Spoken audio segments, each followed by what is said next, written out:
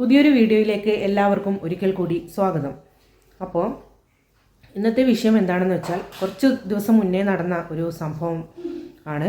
അത് നിങ്ങളെല്ലാവരോടും കൂടി അതൊന്ന് ഷെയർ ചെയ്യാമെന്ന് ഞാൻ വിചാരിക്കുന്നു. ഇപ്പോഴാണ് എനിക്കത് ഷെയർ ചെയ്യണമെന്ന് തോന്നിയത്. എന്ത് തന്നെ ആയാലും നമ്മുടെ നാട്ടിലും ഇനി വിദേശത്തായാലും ഇതുപോലെയുള്ള കാര്യങ്ങളൊക്കെ നടക്കുന്നുണ്ട് എന്നുള്ളത് നിങ്ങൾക്കും കൂടി ഒന്ന് ബോധ്യമാവണ്ടേ? എല്ലാവരും ആ ന്യൂസൊക്കെ ശ്രദ്ധിച്ചിട്ടുണ്ടാവും. നമുക്കൊരു വീഡിയോ ക്ലിപ്പ് കണ്ടു നോക്കാം, അതിനുശേഷം ബാക്കി പറയാം. ആനിമോൾ ഗിൽഡയെ കൊലപ്പെടുത്തിയ സംഭവത്തിൽ സുഹൃത്ത് പിടിയിലായത് സുഹൃത്തുക്കൾ നൽകിയ വിവരത്തിന്റെ അടിസ്ഥാനത്തിൽ. അബുദാബിയിലെ സ്വകാര്യ ആശുപത്രിയിൽ ജോലി ചെയ്യുന്ന തിരുവനന്തപുരം സ്വദേശി അബിൻലാൽ മോഹൻലാലാണ് പിടിയിലായത്. സംഭവശേഷം ഇന്ത്യയിലേക്ക് രക്ഷപ്പെടാൻ ശ്രമിച്ച ഇയാളെ ദുബായ് രാജ്യാന്തര വിമാനത്താവളത്തിൽ AI ബുദ്ധിയിൽ പ്രവർത്തിക്കുന്ന ക്യാമറ ഉപയോഗിച്ചാണ് തിരിച്ചറിഞ്ഞതും പോലീസ് അറസ്റ്റ് ചെയ്തതും. അബുദാബിയിൽ നിന്ന് ആനിമോളെ കാണാൻ എല്ലാ ഞായറാഴ്ചയും അബിൻലാൽ ഇവിടെ വരാറുണ്ടായിരുന്നു. ഇരുവരുടെയും വിവാഹകാര്യവുമായി ബന്ധപ്പെട്ട് തർക്കം നിലനിന്നിരുന്നു.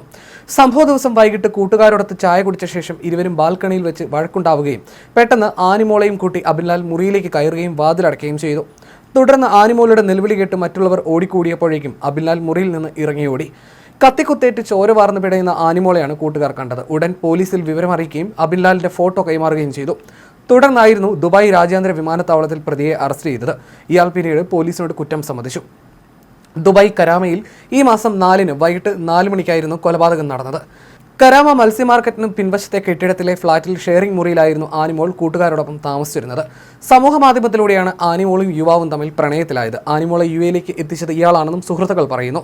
1.5 വർഷം മുമ്പ് UAയിലെത്തിയ ആനിമോൾ ക്രെഡിറ്റ് സെയിൽസ് സ്ഥാപനത്തിൽ ജോലി ചെയ്തു വരികയായിരുന്നു. കൊലപാതകം നടന്നതിന് തൊട്ട് മുമ്പുള്ള ദിവസം ആനിമോളെ കാണാൻ അബിൻലാൽ അബുദാബിയിൽ നിന്ന് ദുബായിൽ എത്തിയിരുന്നു. പിന്നാലെയാണ് യുവതിയുടെ മൃതദേഹം താമസ സ്ഥലത്ത് കണ്ടെത്തിയത്.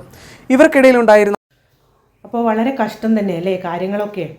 ആനിമോൾ ഗിൽഡ എന്ന് പറയുന്ന ആ ലേഡി മരിച്ചത് എങ്ങനെയാണെന്നുള്ളതൊക്കെ നമ്മൾ ആ ക്ലിപ്പിലൊക്കെ നമ്മൾ കേട്ടു. നിങ്ങളെല്ലാവരും ന്യൂസൊക്കെ വായിച്ചിട്ടുണ്ടാവും.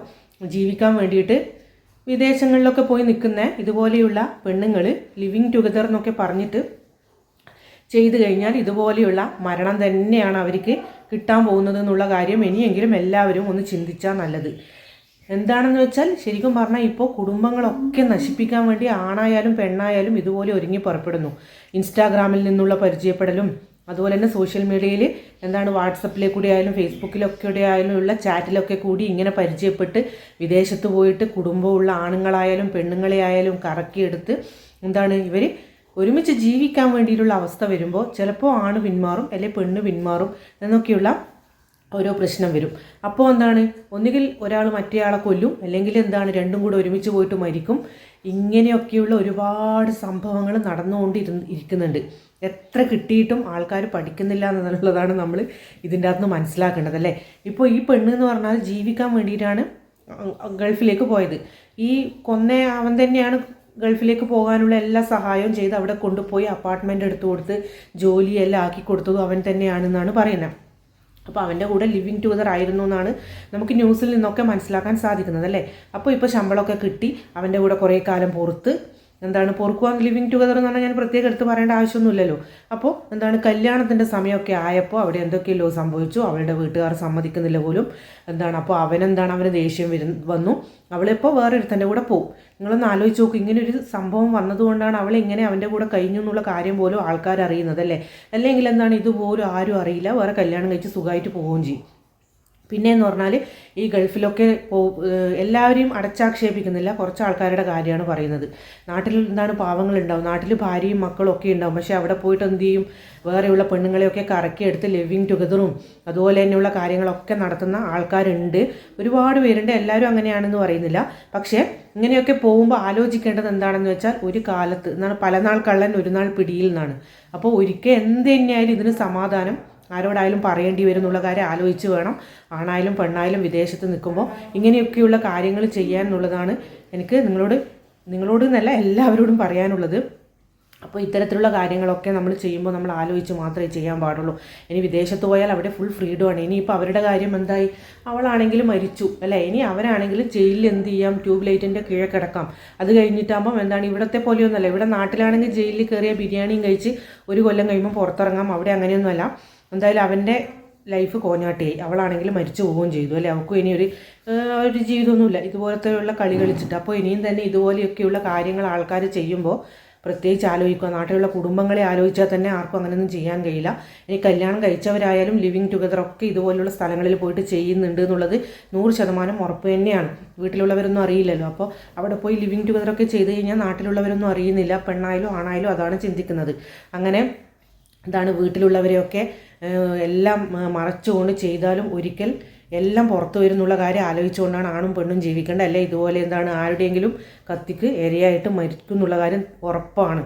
കള്ളം ചെയ്തു കഴിഞ്ഞാൽ ഒരിക്കൽ എന്തായാലും അത് പിടിക്കപ്പെടുന്നുള്ളതിനുള്ള തെളിവാണ് ഇതുപോലെയൊക്കെയുള്ള കാര്യങ്ങൾ എന്ന് എല്ലാവരും ഓർത്താൽ നല്ലത്. അപ്പോൾ ഈ ഒരു ന്യൂസ് കണ്ടപ്പോൾ അന്നേ ഞാൻ വീഡിയോ ചെയ്യണമെന്ന് വിചാരിച്ചാണ്. ഇങ്ങനെ പുറത്തൊക്കെ പോയി ജീവിക്കുന്ന ആൾക്കാർ ഇതുപോലെയുള്ള പെണ്ണുങ്ങളായാലും ആണുങ്ങളായാലും എന്താണ് പൈസക്ക് വേണ്ടിയിട്ടും ഒക്കെ ആണുങ്ങളെയും ഒക്കെ വശീകരിച്ചെടുത്ത് അവർക്ക് കുടുംബം ഉണ്ടോ എന്ന് പോലും നോക്കാതെ വശീകരിച്ചൊക്കെ എടുത്ത് എന്താണ് അവർ വിചാരിക്കും ഇതാണ് സുഖം എന്ന് വിചാരിക്കും. അങ്ങനെ ആ പെണ്ണുങ്ങളെ കൂടിയൊക്കെ പോയി എന്താണ് താൽക്കാലിക സുഖം മാത്രം കണ്ടെത്തി കുടുംബത്തെ പോലും മറന്ന് ജീവിക്കുന്ന ആൾക്കാരോടാണ് ഞാനിതൊക്കെ പറയുന്നത്. അപ്പോൾ എൻ്റെ പ്രിയപ്പെട്ട സഹോദരങ്ങളെ, ഇതുപോലെയുള്ള സംഭവങ്ങൾ നമ്മളെ ഒന്നും കൂടി ഓർമ്മിപ്പിക്കുകയാണ് ചെയ്യുന്നത്. എന്തു തന്നെ ആയാലും ഇതൊക്കെ കേട്ടപ്പോൾ ഭയങ്കര വിഷമം തോന്നുന്നു. കാരണം ആ പെണ്ണിൻ്റെ സ്വഭാവം നമുക്കിപ്പോൾ മനസ്സിലാക്കാൻ പറ്റിയല്ലോ. ഒരുത്തൻ്റെ കൂടെ ജീവിച്ച് വേറെ ഒരുത്തനെ കല്യാണം കഴിക്കാനുള്ള തയ്യാറെടുപ്പായിരുന്നു. ആണുങ്ങളായാലും ഇങ്ങനെ തന്നെയാണ്. അവരും കല്യാണം കഴിച്ചതായാൽ പോലും അവർ എന്താണ് വിദേശങ്ങളിലൊക്കെ പോയിട്ട് താൽക്കാലിക സുഖത്തിന് വേണ്ടിയിട്ടൊക്കെ ലിവിങ് ടുഗദറൊക്കെ നടത്തുന്ന ഇഷ്ടം പോലെ ആൾക്കാരുണ്ട്. ഇല്ലയെന്ന് നമുക്ക് പറയാൻ പറ്റില്ല. ഒരുപാട് പേരുണ്ട്. അപ്പോൾ നല്ലതായി ജീവിച്ചാൽ അവർക്ക് കൊള്ളാം, ആർക്ക് തന്നെ ആയാലും അല്ലേ. കുടുംബത്തിനെ പറ്റിച്ചിട്ട് സുഖം കണ്ടെത്തിയിട്ട് ഒന്നും അവർക്ക് നേടാനില്ല എന്നുള്ള കാര്യമാണ് എനിക്ക് പ്രത്യേകിച്ച് പറയാനുള്ളത്. അത് ആരുടെയെങ്കിലും കത്തിക്ക് അറിയാവുന്നുള്ള കാര്യം ഉറപ്പാണ്. അപ്പോൾ എൻ്റെ പ്രിയപ്പെട്ടവരെ, അടുത്തൊരു വീഡിയോ ആയിട്ട് വരുന്നവരെ എല്ലാവർക്കും ടാറ്റ. അപ്പോൾ മറക്കരുത് സബ്സ്ക്രൈബ്, ഷെയർ ആൻഡ് ലൈക്ക്.